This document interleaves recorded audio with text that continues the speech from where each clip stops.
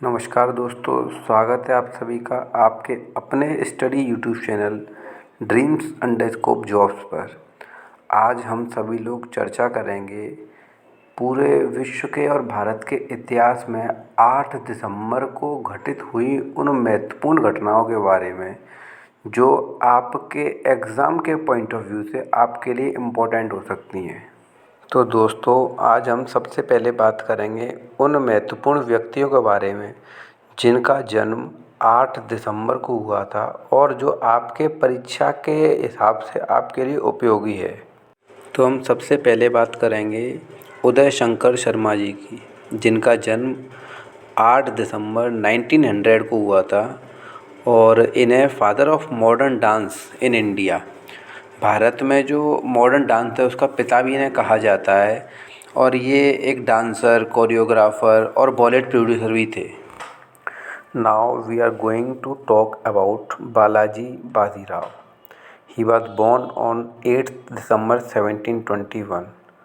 बालाजी बाजीराव का जो जन्म है वो 8 दिसंबर 1721 को हुआ था। He was the eldest son of Bajirao first. Bajirao प्रथम के बड़े पुत्र थे Balaji Bajirao. He became Peshwa after the death of his father. अपने पिता की मृत्यु के बाद इन्हें पेशवा की गद्दी दी गई। It was during the time of Balaji Vishwanath that the post of Peshwa had become paternal. ये वह समय था जो कि बालाजी विश्वनाथ जी के समय पे पेशवा की जो पोस्ट थी वो पैटर्नल कर दी गई थी, यानी वो उसके पुत्र को ही दी जाती थी। After the Singrauli Treaty in 1750 AD, all the rights were secured in the hands of Peshwa. 1750 में जो सिंगरौली ट्रीटी हुई थी, इसके बाद जितने भी अधिकार थे वो सब पेशवा के हाथ में सिक्योर्ड रहते थे। Now the Chhatrapati was just a pretence. Singrauli treaty के बाद जो छत्रपति की उपाधि थी, जो एक राजा होता था, वो केवल एक दिखावे के लिए रह गया था, जबकि वास्तविक सारी शक्तियाँ पेशवा के हाथ में रहने लगी थी। Balaji Bajirao expand the Maratha power both in the north and south India. Balaji Bajirao ji ने जो मराठाओं की शक्ति थी उन्हें नॉर्थ और साउथ दोनों ही तरफ देश में बढ़ाया। अब हम बात करने वाले हैं 8 दिसंबर के दिन किन किन महत्वपूर्ण लोगों की डेथ एनिवर्सरीज मनाई जाती है। डेथ एनिवर्सरीज के क्रम में सबसे पहले हम आपको बताना चाहेंगे भाई परमानंद जी के बारे में। भाई परमानंद जी का जन्म 4 नवंबर 1876 को हुआ था। ये भारतीय स्वतंत्रता संग्राम के एक महान क्रांतिकारी व्यक्ति थे। इसके अलावा भाई परमानंद जी आर्य समाज और वैदिक धर्म के एक महान प्रोपेगेटर भी थे। इनका निधन 8 दिसंबर 1947 को हुआ था। Notable incidents which was held on 8 December.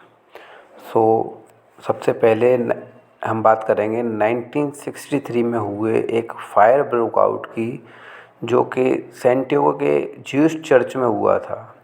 Santiago के ज्यूस चर्च में 1963 में जो फायर ब्रेकआउट हुआ था उसमें 2 से 2,500 लोगों की जान चली गई थी।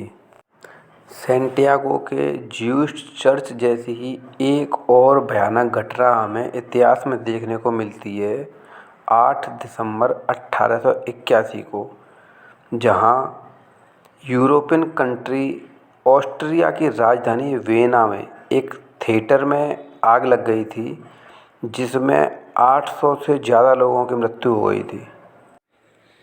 अमेरिका और जर्मनी में 8 दिसंबर 1923 को the treaty of friendship was signed. इस ट्रीटी के तहत अमेरिका सेकेंड वर्ल्ड वॉर के समय पे जर्मनी को हथियार सप्लाई किया करता था, जिस कारण से जापान ने अमेरिका से रुष्ट होकर अमेरिका के पर्ल हार्बर नामक नेवल बेस पर आक्रमण किया था। जैसा कि मैंने आपको कल की वीडियो में बताया था कि जैसे ही जापान ने अमेरिका के पर्ल हार्बर स्थित नवल बेस पर हमला किया, उसके अगले ही दिन 8 दिसंबर 1941 में अमेरिका वर्ल्ड वॉर सेकंड में जापान के अगेंस्ट शामिल हो गया था।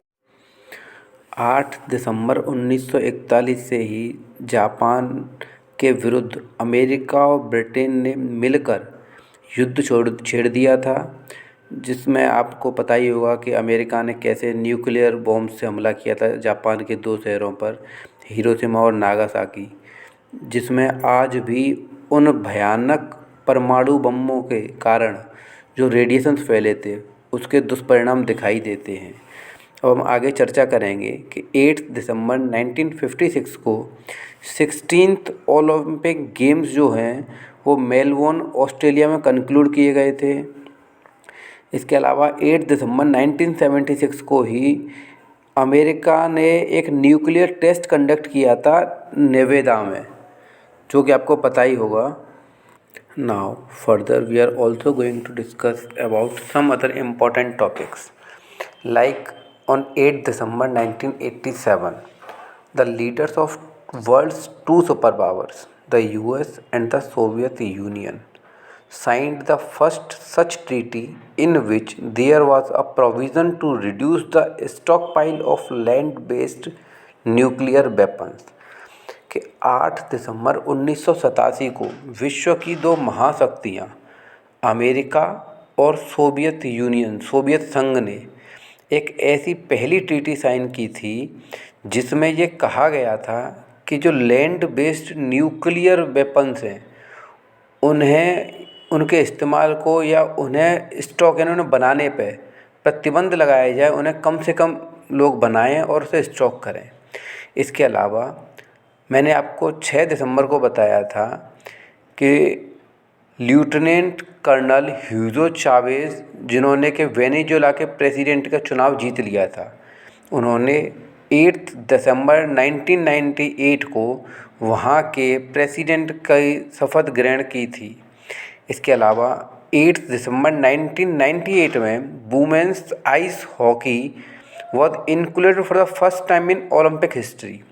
ओलंपिक के इतिहास में पहली बार महिलाओं की जो बर्फ़ की हॉकी होती है उसे शामिल किया गया था।